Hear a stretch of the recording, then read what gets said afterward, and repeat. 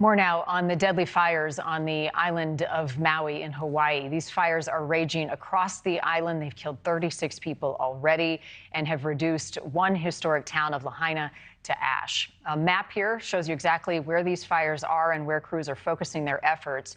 This is unprecedented. It's being fueled by hurricane force winds from Hurricane Dora, which is hundreds of miles off the coast. Homes have been leveled. Businesses are gone. People have been forced, both residents and tourists, to escape to safety. There are some reports that people had to jump into the ocean to escape the fire and the fast-moving flames. Cell service is also down, further complicating the evacuation and rescue efforts. Hospitals are overwhelmed with patients and treating the injured.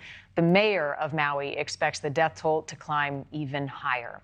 Here with us on the phone, Mahina Martin. She is with the County of Maui. Mahina, thank you for being with us again this morning. I am devastated by what I have just seen and the images. I know it is very early in the morning there, but let's start with the evacuation efforts and getting people safely off the island. How is that being executed? Yes, hi, good morning.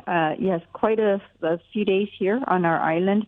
All evacuations, occurred in the early moments and days of the incident. We're very grateful. The winds have subsided somewhat late yesterday and into last night. Our shelters, we did have 4 shelters for the last few days. Last night we opened 2 more in the central Maui area due to the capacities were already met at the shelters on the central Maui side. So it's a moving target today. We are sending several buses over to the West Maui Lahaina area to assist with transporting visitors in that area to the Kahului airport so that we can get them boarded onto airlines. It's been quite a hectic last few days here on our island. Right.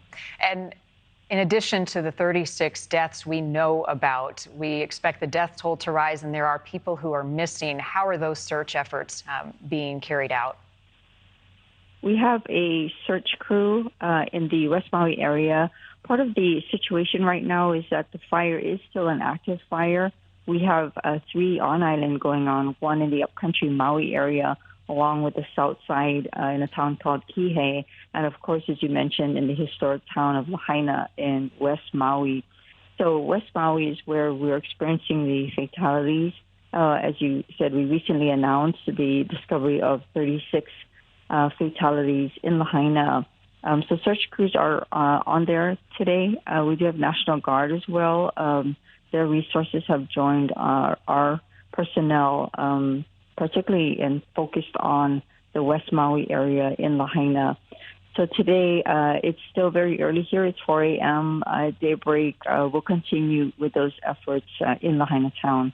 The fire still is continuing. It is not contained. However, the weather is cooperating, and we're hopeful that with continued good weather, the firefighters will be able to contain the fires, especially in Lahaina.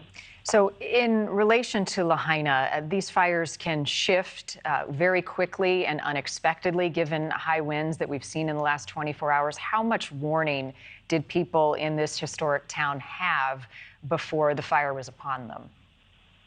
It was very chaotic in the early days. The high winds was, as you said, shifting and moving very rapidly. We were closing streets as quick as we could to traffic and adjusting as our firefighters were instructing us to do.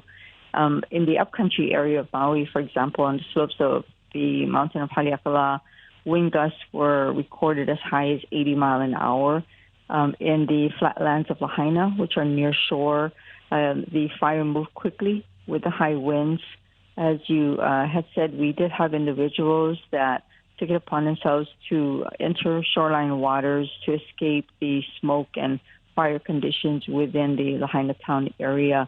We were fortunate, of course, that the Coast Guard arrived to retrieve them from the shoreline waters and transported them to safety. Thank you for watching. Go to newsnationnow.com to find NewsNation on your television provider. And don't forget to click the red subscribe button below to get more of NewsNation's fact-driven, unbiased coverage.